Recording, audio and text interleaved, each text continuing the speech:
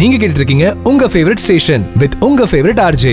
மைக்ரோலாப்ஸ் presents mission organ protection. And இன்னைக்கு நம்ம கூட consultant diabetologist at Selvapandian diabetes care doctor P Selvapandian இருக்காரு. அண்ட் இப்போ நம்ம kidney protection in diabetes and hypertension பத்தி பேச போறோம்.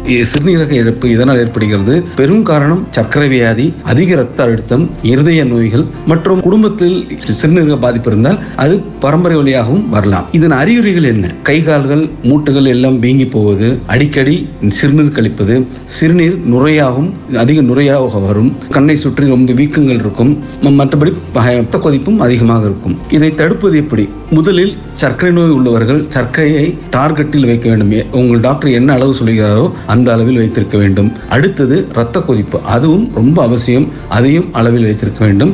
மூன்றாவது கொலஸ்ட்ராலை கண்ட்ரோல் வைக்க வேண்டும். ஏனென்றால் இது அனைத்தும் இவனுக்கு இருதய பாதிப்பை ஏற்படுத்தி இறப்பு நேரலாம். ஸோ கண்ட்ரோலில் வைத்துவிட்டு அதிக உப்பு சேர்க்காமல், அதிக உப்பு உள்ள பண்டங்களை, உணவுகளை எடுக்காமல், பீஸா, சாண்ட்விச், ஊறுகாய், அப்பளம், வறுத்தது, பொரித்தது, இந்த மாதிரி இதெல்லாம் நாம் கூடுமானவரைக்கும் தவிர்க்க வேண்டும். நிறைய பழங்கள் மற்றும் காய்கறிகள் எடுத்துக்கலாம். பச்சை காய்கறிகள் கூட எடுத்துக்கொள்ளலாம். வெள்ளரிக்காய், வெங்காயம், தக்காளி, கேரட். அப்படி உடற்பயிற்சி கண்டிப்பாக வேண்டும். வாரத்தில் ஒரு 150 நிமிடமாவது மிதமான உடற்பயிற்சி இருக்க வேண்டும். குறிப்பாக புகைப்பிடிப்பது, மது அருந்துவதை கண்டிப்பாக நிறுத்த வேண்டும். தண்ணீர் நிறைய குடிக்க வேண்டும். இவை அனைத்தும் செய்தால் சிறுநீரக இழப்பை, சர்க்கரை நோய் மற்றும் அதிக ரத்த அழுத்தம் அனைத்தையும் நாம் கண்ட்ரோலில் வைத்துக் கொண்டால் கண்டிப்பாக சிறுநீரகத்தை காப்பாற்றலாம்.